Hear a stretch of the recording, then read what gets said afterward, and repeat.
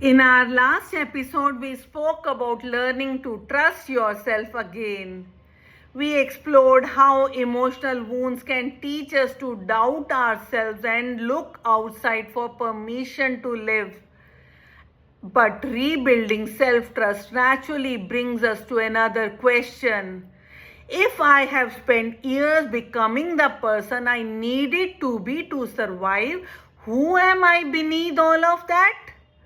Because healing is not only about feeling less pain, it is about remembering who you are when pain no longer decides your life.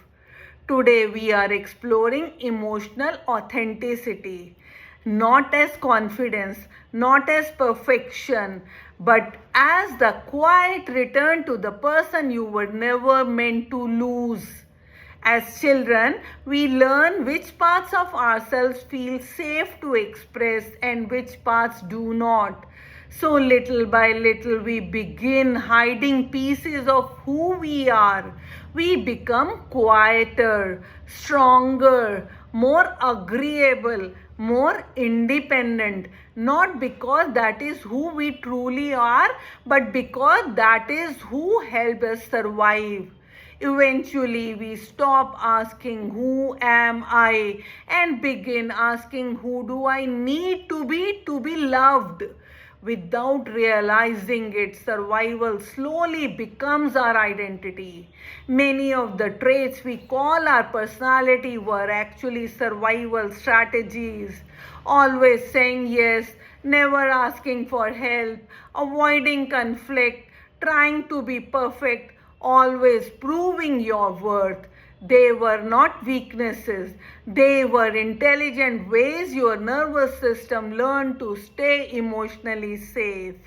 But what once protected you can quietly imprison you when it becomes the only way you know how to live.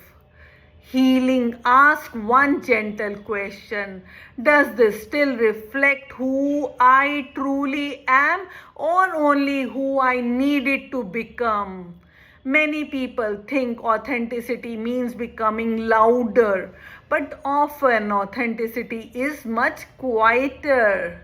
It is recognizing the difference between fear and wisdom, between pleasing others and respecting yourself, between performing and simply being.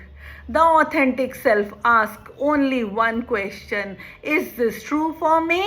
Sometimes that truth is simple. I am tired. I need help. I am hurt. I deserve rest.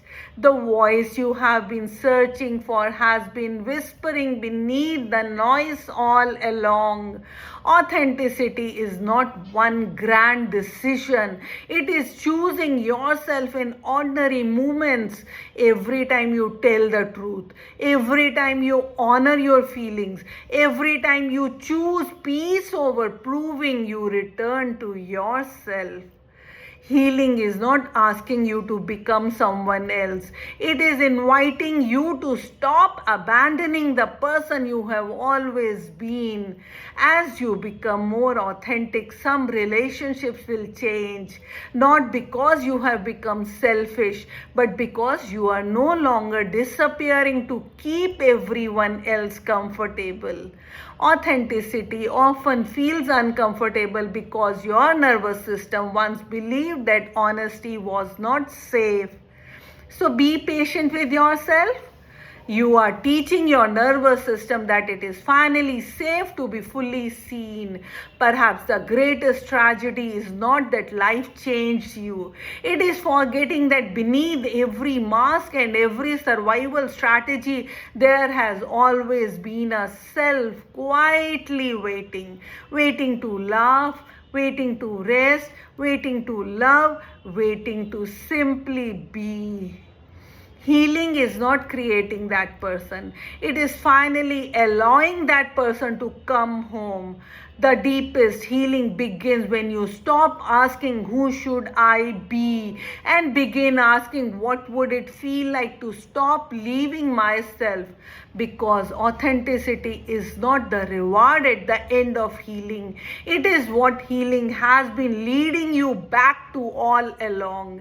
Your authentic self is not waiting somewhere in the future, it's been waiting beneath years of fear and survival, hoping you will finally choose not to leave yourself again.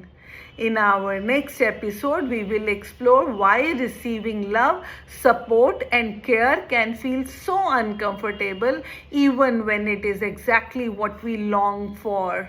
We will discover how childhood emotional experiences shape our ability to receive and why healing is not complete until we can finally allow ourselves to receive what we have spent a lifetime trying to earn. Until then, remember this: you do not heal by becoming someone else, you heal by becoming safe enough to be yourself.